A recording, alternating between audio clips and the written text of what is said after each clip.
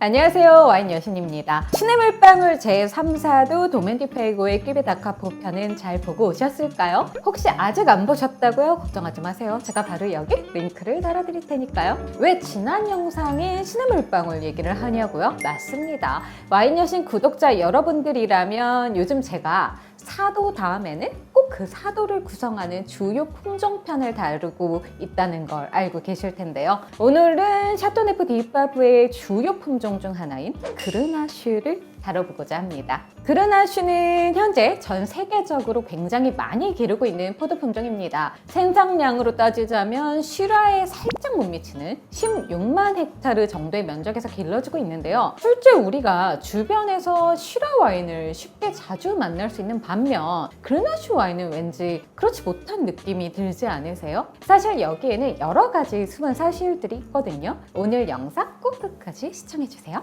그르나슈의 기원은 아라곤 왕조와 밀접한 관계가 있다고 알려져 있습니다. 당시 틴토 아라고네스라는 이름으로 불리던 이 포도는 스페인에서 가르나차라는 이름으로 크게 유행을 했었고, 불과 20여 년 전까지만 하더라도 스페인이 이 품종을 가장 많이 기르는 지역이었어요. 스페인에서 이제 랑그동 루시옹 지역을 거쳐 론 지방까지 점차 퍼져나간 이 틴토 아라고네는 조금씩 프랑스에서 명성을 얻은 뒤 그르나슈라는 현재 많이 통용되는 이 이름으로 세계적인 명성을 얻게 됐죠. 그르나슈는 곧게 자라고 약간 캐노피 같은 수영을 갖게 되는 품종이라 바람이 많이 부는 지역에서도 잘 자라는 특징이 있다고 합니다. 이런 특징이 그르나슈가 유명한 생산지, 그러니까 프리오라 지역이나 론 지역의 이런 협곡의 바람에도 잘 버티게 해주는 특성이 된다고 해요. 그리고 이런 또 캐노피형의 수영 때문에 갖게 되는 단점이랄까요? 기계로 수확하기가 어려워지는 거죠.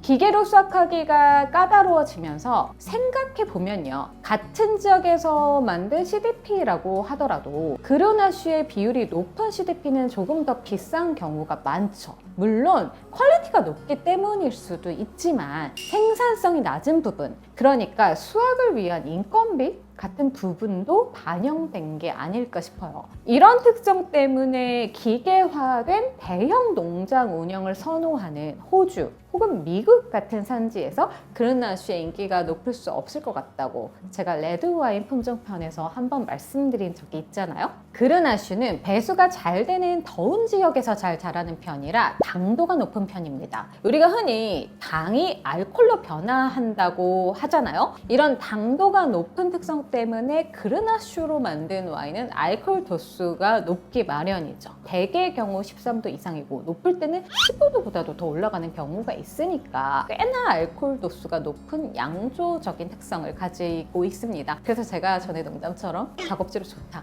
이런 말씀 드린 적 있죠. 또 그르나슈는 바람에는 강한 특성이 있지만 포도송이가 촘촘히 열리는 특성이 있어 이게 관리를 잘하지 않으면 병충해에는 약하다고 해요. 결국 관리라는 것 또한 이제 캐노피 수영을 가진 그르나슈의 특성상 사람이 일일이 손으로 할 수밖에 없잖아요. 그러니까 재배가 용이한 품종은 또 아닌 거죠. 그르나슈의 당도가 굉장히 높고 과시력이 강한 편이라는 특징을 활용하거나 혹은 또 보완하기 위해 블렌딩을 많이 하는 편입니다. 우리가 흔히 만나볼 수 있는 가장 퀄리티 있는 그르나슈 와인인 샤토네프 디파브 같은 경우도 당연히 블렌딩을 허용하고 있고, 또 그르나슈의 비중이 높은 CDP라고 하더라도 100% 그르나슈는 쉽게 보이지 않잖아요. 그만큼 그르나슈만으로 양조를 하려면 굉장히 높은 최상위권의 양조 기술을 갖춘 생산자가 필요하다는 얘기도 될 것 같아요. 영상 초반에 말씀드렸듯 그르나슈는 16만 헥타르 정도 되는 지역에서 세계적으로 재배가 되고 있는데요. 불과 20여 년 전까지 스페인이 세계 최대의 그르나슈 생산지였다고 말씀드렸죠.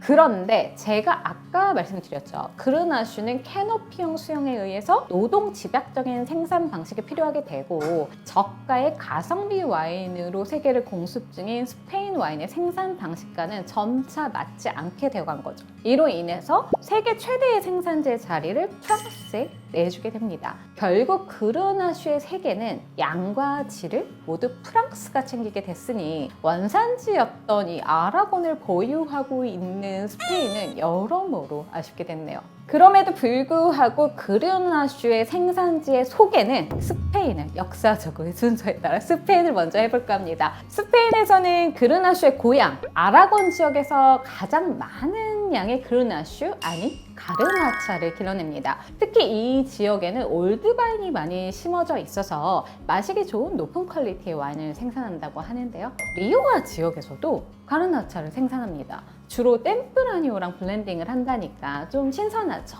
그리고 오늘 가져온 바로 이 프리오라 지역이야말로 가장 퀄리티 있는 가르나차를 생산하는 지역 중 하나죠. 제가 오늘 가져온 와인은 마스덴질의 클로폰타인데요. 이 마스덴질이라는 와이너리는 1860년에 설립이 됐는데 프리오라 최초의 2대 와이너리 중 한 곳이라고 해요. 프리오라 와인의 품질 향상을 주도했는데 2008년 비오디나미 농법을 본격적으로 도입하면서 선구자적인 역할을 했고 부르고니 스타일로 와인 양조를 하고 또 싱글 바인야드 를 생산하고 있다고 합니다. 전체 면적이 35헥타르 정도인데 때르와 품종 그리고 경사면에 따라 53개 소구역으로 나눠서 이 구획별 재배와 양조를 한다고 해요. 제가 가져온 이 클로폰타는 그중에 그랑크리 바트로 구분을 하더라고요. 이 와인은 따라져 있는 거 보이시죠? 제가 이따가 시음을 하면서 다시 한번 설명드릴게요. 그르나슈의 또 재밌는 점 중에 이 돌연변이들이 있어요. 포도 나무들이 돌연변이에 취약한 나무가 많고 그래서 이제 씨로부터 종자를 받아 기르는 것보다는 접붙이기를 통해서 같은 유전자를 가진 나무를 길러내는 경우가 많은데 그르나슈의 경우는 돌연변이가 쉽게 발생하는 데다가 그 특징이 주로 껍질의 컬러의 다양함으로 발현되는 경향이 있다고 합니다. 우리가 알고 있는 그르나슈 블랑, 그르나슈 로제, 그르나슈 그레이 같은 포도 품종들이 다 이 그르나슈의 돌연변이로 발생했다고 하니까 이런 부분은 또 신기하네요. 그래서 제가 스페인 와인 중에서 블랑을 한번 가져와 봤어요. 라쿤레리아 디스칼라데이라는 와인인데요. 1997년, 그러니까 역사가 짧아요. 이 카르투지오 수도회에 유산이 있는 역사적인 곳에 설립을 해서 품질이 높은 와인을 만들어내며 이제 짧은 시간 내에 프리오라의 라이징 스타로 떠오른 와이너리라고 해요. 이 와인은 가르나차 블랑 100%입니다. 병망이 좀 이쁘죠? 전 약간 이렇게 생긴 병 좋아하거든요. 가격도 높지 않으니까 여름에 드시면 좋을 것 같아서 한번 소개하려고 가지고 왔어요. 이제 종주국 프랑스 얘기를 해야겠죠. 지금은 전 세계에서 가장 많은 그르나슈를 생산 중인 프랑스는 주로 랑그동 로시옹 지역과 론 지역에서 많이 기르고 있습니다. 또 프랑스에서는 그르나슈 생산의 이제 돌연변이 앞서 말씀드린 그 로제 와인도 나오고 있고요. 론에서는 그르나슈 블랑이 가장 중요한 화이트 품종 중 하나로 자리를 매기고 있죠. 이렇게 프랑스가 매우 중요한 산지다 보니 제가 와인을 몇 가지 준비를 했어요. 첫 번째 와인은 알랭 존무의 샤도네프 디파프 비에이뷰 비뉴를 가지고 왔습니다. 이 존무 가문은 1826년, 굉장히 오래됐죠. 샤토네프 디파프 때루아에 정착을 해서 처음 와인을 만들기 시작했고 1979년 알랭이 독립해서 와이너리를 설립했다고 해요. 오늘날에는 이제 그의 세 자녀인 크리스토프, 세바스티앙, 알렌과 함께 와인을 만들어가고 있다고 합니다. 저는 그래도 알랭 존무의 와인을 그래도 몇 가지 마셔봤는데 대체적으로 가성비가 괜찮은 느낌이 있어요. 비에유 비뉴는 이름에서 우리가 알 수 있듯 샤토네프 디파프 북부 가문의 가장 오래된 밭 50에서 100년의 수령의 올드 바인으로 만들어서 생산량이 아주 적다고 합니다. 얘는 조성이 그르나슈 50, 시라 20, 무드베드르 30을 사용한 어떻게 보면 좀 전형적인 GSM 조성이고요. 평론가 점수가 아주 좋은데 제가 오늘 가져온 빈티지가 맞아요. 19잖아요. 잽 더넘이 99점, 로버트 파커가 97 플러스를 줬다고 하거든요. 기회가 된다면 꼭 드셔보시길 추천드립니다. 또 다른 샤토네프 디파프를 하나 가지고 왔어요. 얘는 샤토 보션의 샤토네프 디파프 그랑 레이저브인데요. 이 샤토 보션도 굉장히 오래된 와이너리인데 1794년 베르나르 가문이 설립해서 18세기 혁명 때부터 내려온 정통의 와이너리로 프랑스 남부 론 지역의 가장 오래된 와이너리 중에 하나죠. 샤토 보션은 포도를 생산하고 만드는 과정에서 이제 인간, 식물, 동물, 토양 등의 조화와 안정성에 관심을 기울였다고 해요. 그래서 친환경 인증 등급을 지금 가장 높은 레벨의 인증서를 보유하고 있다고 하거든요. 얘도 80에서 100년의 수령의 고목을 사용하고 있고 이 와인은 그르나슈 비율이 무려 80%입니다. 그래서 적당한 가격대에 그르나슈 비중이 높고 높은 남부론 와인이 궁금하시다 하면 괜찮을 것 같아요. 마지막으로 지공다스를 가져왔어요.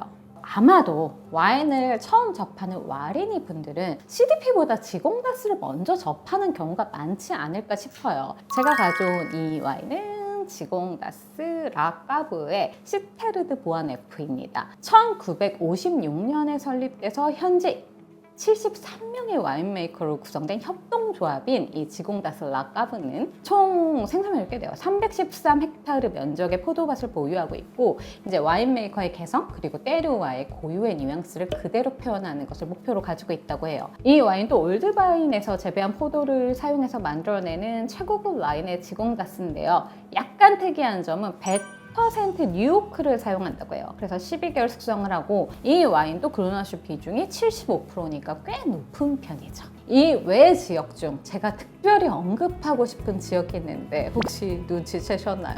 미국입니다. 미국은 그루나슈 생산량만 보자면 많지 않지만 그래도 롬 품종을 길러내고 양조하는 생산자들이 몇몇 있죠. 그 중에서도 와인 여신이 가장 사랑하는 생산자.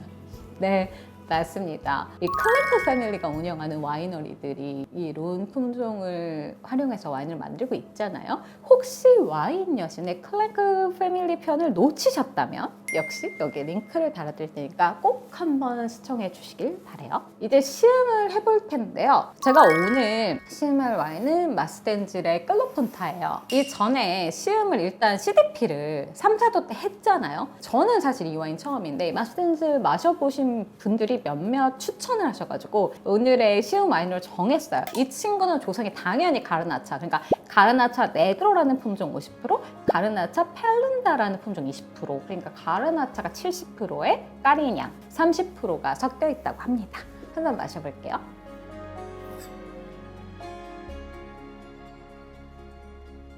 갑자기 도수가 되게 궁금해지네요. 얘 약간 알코올향이 좀, 그렇죠, 15%예요.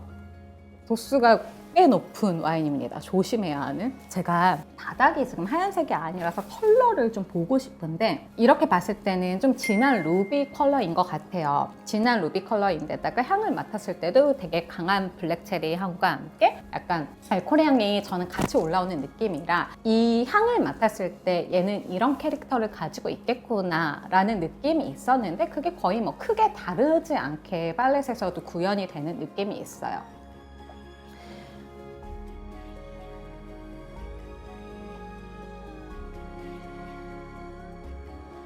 일단 당연히 바디감도 꽉 차있는 바디감에 태닌도 강하고 산미도 강하고, 그 말을 얘 되게 장기 숙성이 가능해 보이는 와인이고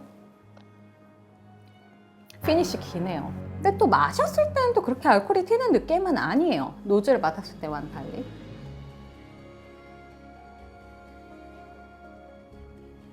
저는 이 와인을 저한테 추천하신 분들이 왜 추천했는지는 알 것 같아요. 아까 이 와이너리가 부르고뉴 스타일을 좀 지향하고 때르와르와 구획을 나눠서 재배하는 걸 좋아한다고 했잖아요. 그래서 우리가 흔히 마시는 가르나차와는 계열이 약간 다른 느낌이 있어요. 그래서 얘는 진짜 블라인드로 테이스팅하면 좀 재밌을 것 같다는 생각도 들고, 일단 와인의 퀄리티 자체도 좋네요.